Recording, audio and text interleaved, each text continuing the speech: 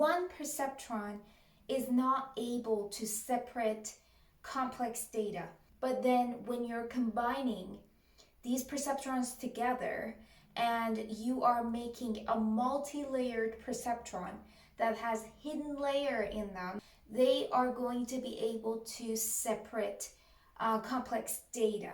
And now I'm going to show you how. So for example, if I have a data that looks like this, and then circles here, I can just draw a line and I can separate these two from each other. Okay, so one layer, so single perceptron is totally able to do that. But imagine, I'm going to make this a little bit longer. So imagine I have another set of triangles down here, and these two are the same thing. So right now I cannot draw just one line to separate this data from each other. So a single perceptron is not able to separate this data. So this is, we're considering this is y and this is x. Okay, I need to make this smaller because I have a lot of stuff to show you here. So this is going to be our original data. I have y and x, and then there are triangles here, there are circles, and then there are triangles again. I'm going to create a multi-layer perceptron, and let's see how a multi-layer perceptron is able to solve this problem. So I have two inputs, x and y, that are going in, which each one of them are going to show the position of each one of these data points, okay? Because as we said, the input is going to be the features of the data, and it's not going to be the actual data. Each one of these data is coming one by one into our network. So our features are going to be x and y here. And then I'm going to give it one hidden layer. So this is, well, I'm going to have two perceptrons in my hidden layer. So this is my hidden layer, but since I want to show you how it works, I'm going to give each one of these hidden layer a number. Our multi-layer perceptron is going to get it perfect in one shot because I want to show you how it works. But in reality, it's going to have to try several values until it will come up with a perfect line to separate this data from each other. And also, we're talking about non-linearity later. And I'm going to give it a single output. So these are my inputs, this is my output.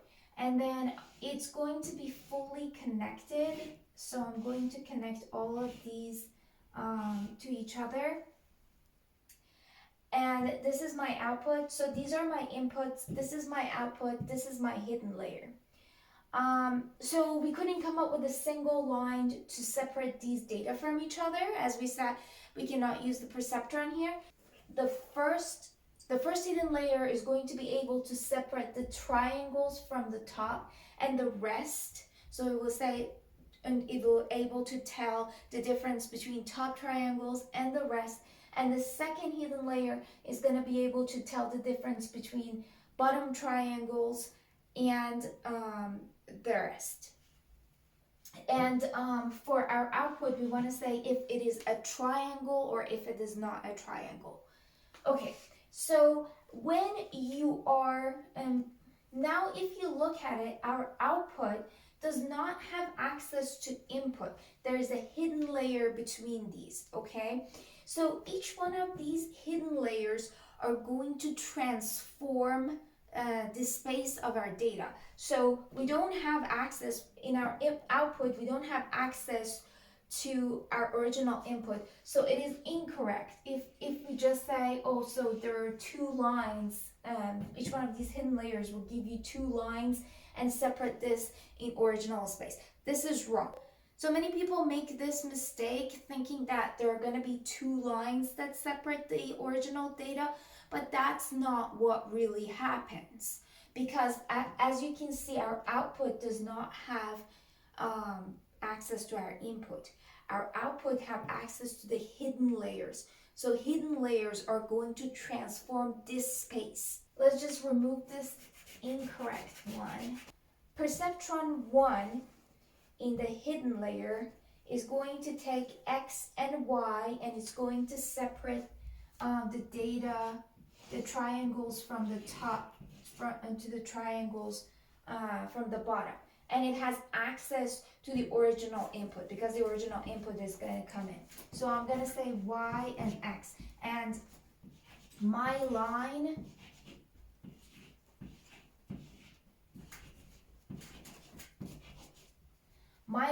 here is going to be this, okay? So, and then I'm going to say this is hidden layer number 1. Sorry, this is perceptron. This is perceptron number 1 in the hidden layer. Okay, so now we're going to perceptron number 2. I'm going to put it down here. This is again Y and X because it's still hidden. Perceptron number 2 still have access to the original data. So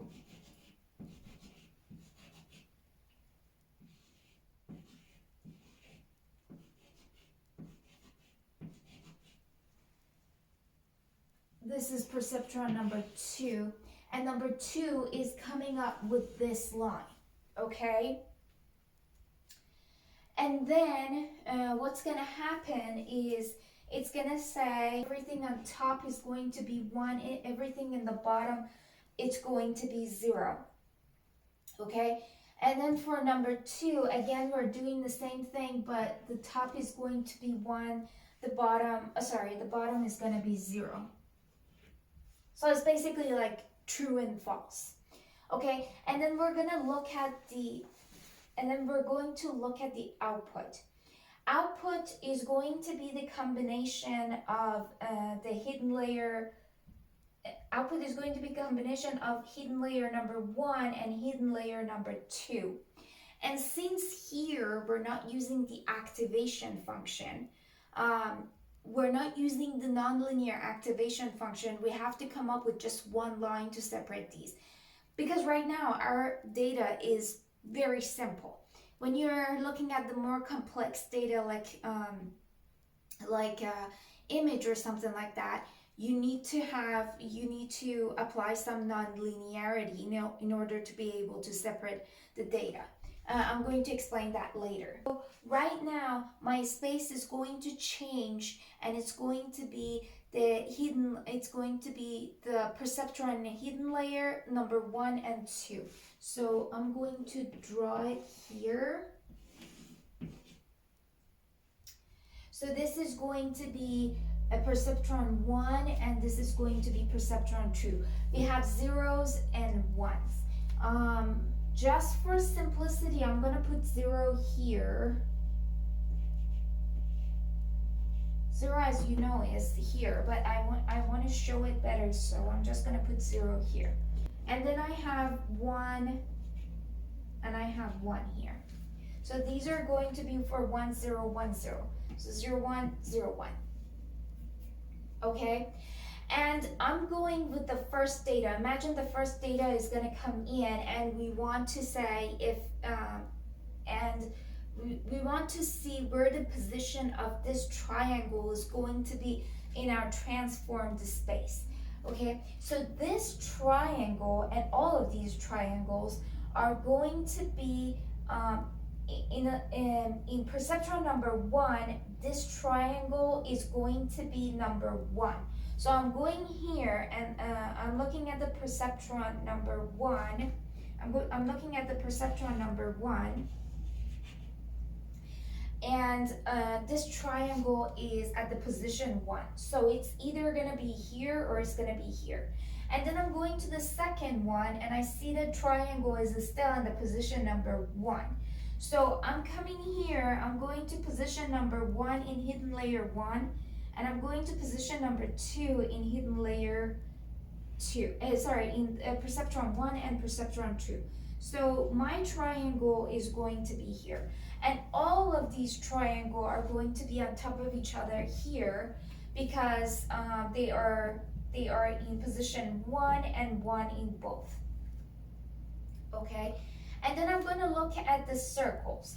Circles in perceptron 1 is going to be 0. So perceptron 1 is going to be here. So in perceptron 1, my circle is going to be, in perceptron 1, my circle is going to be somewhere here. And then in perceptron number 2, my circle is going to be 1. So my circle is gonna come here, okay? And then I'm looking at bottom triangles, and I see that the bottom triangle in the first perceptron is 0, so it's going to be here. And then in the second perceptron, again is going to be 0, so my triangle is going to be here. So now, as you can see, I can just draw one line and separate these two data from each other. And then I'm gonna say whenever you're getting 1, it's going to be a triangle. Whenever you're getting a 0, it's going to be a circle. So right now I want to know if it's a triangle or not. So true, triangle, false, not triangle. So the whole point here that we are looking at is that when you're having multi-layer perceptron, you're not separating in the original space. You're not separating your original input space. You're separating in your transformed space. And that is the combination of the hidden layer. So this is how multi-layer perceptron works.